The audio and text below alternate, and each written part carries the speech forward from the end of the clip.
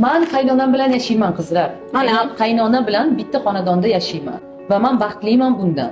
Men qaynonam bilan shunaqa munosabat qura oldimki, shu ayol bilan shunaqa til topisha oldimki, hozir ko'rin, men shu yerda o'tirib sizga dars o'tyapman. Qaynonam esa uyda ovqat qilyaptilar, bolalarimning qornini to'yg'izayaptilar. Biz shunaqa ona va bola singari bo'lib ketdik.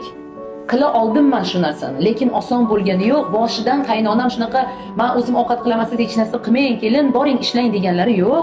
Boshidan qiyinchilik bo'ldi, tushunmovchilik bo'lgan, epla olmaydi, qila olmaydi degan narsalar bo'lgan bular.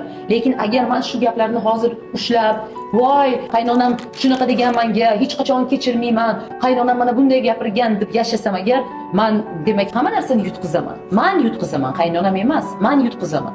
Hamma narsaga o'zingizning pozitsiyangizdan qarang. Agar men qaynonamga nisbatan munosabatim xunuk bo'lsa, men yutqizaman. Yutqizuvchi menman. Men agar qaynonam